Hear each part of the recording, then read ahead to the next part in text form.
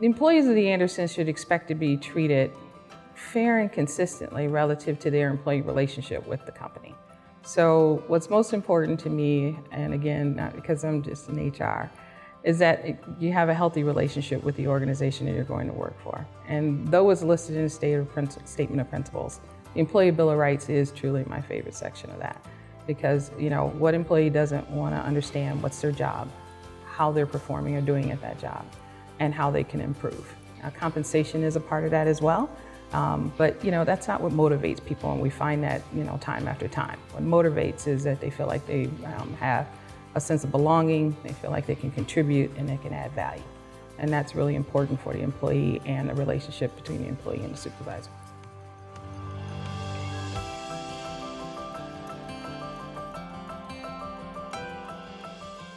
In the employee section of the Statement of Principles, I thought it was really unique that our founders brought out that the employee is a valuable part of what we do, and we need them as a key constituent to service our values and to do what we do from a business standpoint. And the Employee Bill of Rights is broken into 4 areas. First is, what's my job? So when you show up for work here at the Andersons, you should have a job description of some sort, a profile, be able to tell you what job you're doing and how that job is expected to be performed. And then from there is, what's my job pay? All of us, expect some compensation for what we do, but, understanding your compensation is key. Is it equitable? Is it reasonable for the job that you're doing? How is that handled? The third section is, how am I doing? And that ties into a performance management, which is a year-round process. Performance reviews shouldn't just be once a year. As one of our old managers used to say, Jack Whitaker, there's only 2 surprises, and that's Christmas and your birthday. Performance review should not be a surprise. And then part of that extension of the performance process is, how can I improve?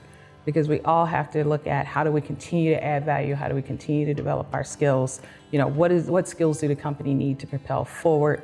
That's a really key area. And sometimes that's a part that we kind of, forget about, but it's the critical element of the Employee Bill of Rights.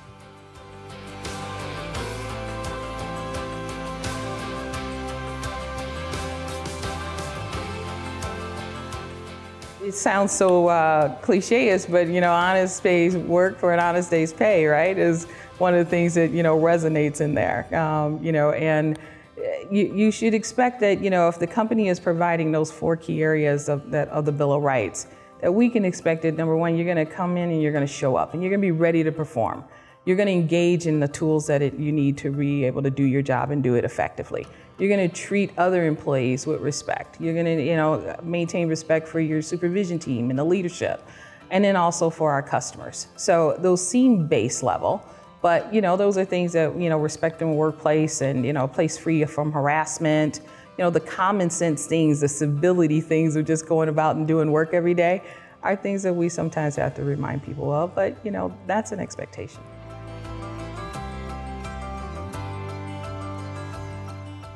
I think it's the same. I think that, from a team perspective, if you have an employee or a member of your team whose accountability may be low, or they're struggling with, being able to perform the task of a job, or there may be an integrity question that comes into play.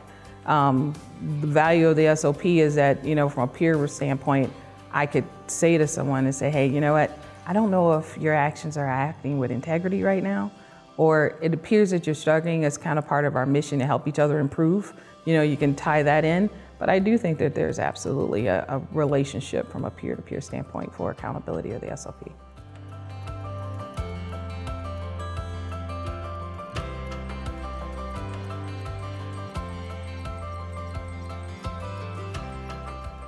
If they don't have a relationship with the peer, and yet they've observed something, therefore they don't feel like they can confront, if you will. We do have the ethics hotline, which is managed kind of independently through our internal audit department.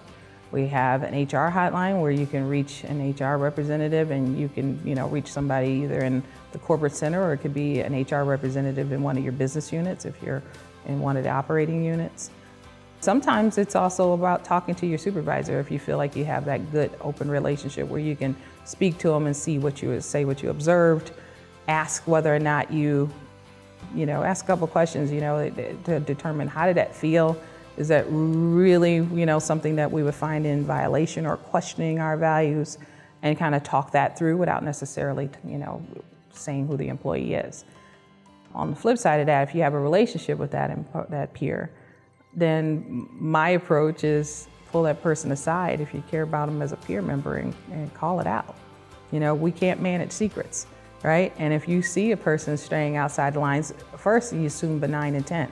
Maybe they don't realize that they're outside the lines, so maybe they think, hey, I've seen others do it, it's no big deal, right? Bring them back in and say, yeah, but that could be a big deal. And I think you ought to be aware that, the optics of this are not good. If they, don't take it to heart or anything like that, and the behavior continues, then I think you can follow the path that I first discussed by escalating it a different way. Now, if it's a totally egregious and it's going to impact our customers, the safety and security of another employee, then I think that's something that has to be escalated sooner.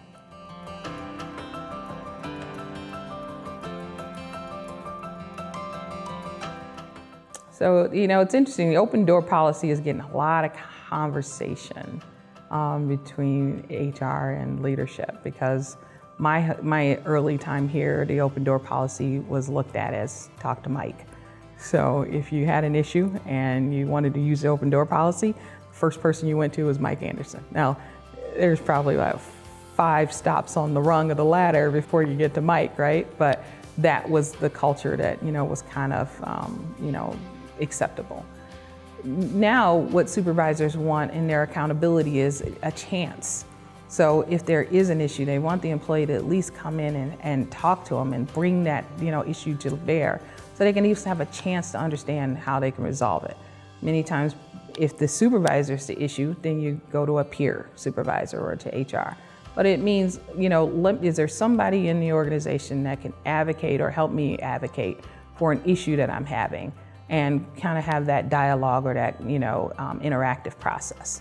It doesn't necessarily mean I don't like my peers, I don't like my boss, so I want to go right to the top and complain about it, and I want a resolution, or I want what I want, But it's really important that managers understand how to handle the open door policy, because sometimes people just need to talk.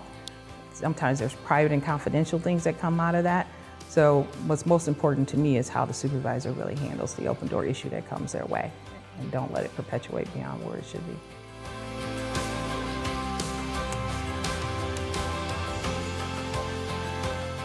The supervisor ultimately has the accountability, right? But just because you have it based on your position doesn't mean you have the skills to, draw those things out. Managing people is a tricky thing because everybody's different and you kind of have to meet them where they are. I think the first thing that I would start with is the leadership in any group, going a couple levels up. Really understand what the skill sets are of your managers and supervisors down throughout your organization, and put that responsibility, continue to cascade it down to recognize whether or not they have the skills to be able to, give good feedback, to be able to initiate a critical conversation, to be able to diagnose a conflict. We offer classes like conflict resolution. The first thing you have to do in conflict is diagnose it, because you can't fix somebody else's conflict. All you can do is coach to it and give them the tools to go resolve it. But if it's something like that, I think it really starts with the leadership at the top, and you have to really look at your teams and say, am I putting John in a role where he's really going to be able to meet people where they are, manage them, give good feedback, or is he coachable to be able to do that? And you set them up for success. So it is just one of those things where people assume it's easy, but it's not. But I think it starts at the leadership of that group.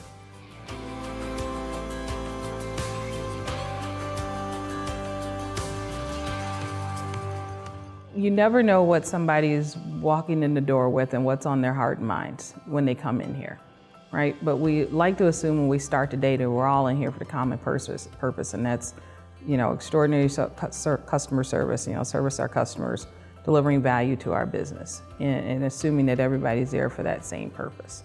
I think one of the things we probably could have been a little bit more direct at over the years, Julie, is that, people always say at the Andersons, we're nice people. People are so nice, and I hear that even now with new hires. I'm like, everybody's so nice.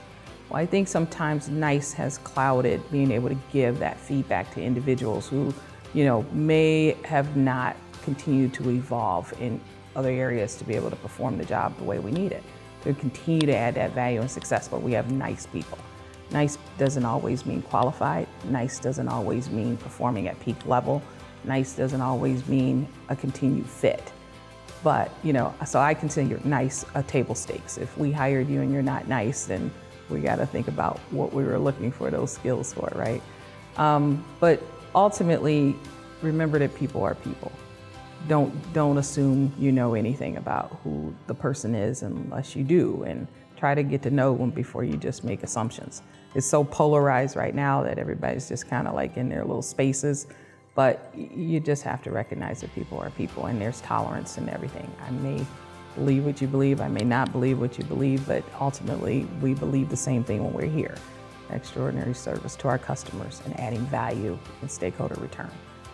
After that, when we leave, we can go jump race cars or shop or, geek out over shoes or purses or whatever, or go to our places where we, worship, or wherever we spend our time, our kids and everything else.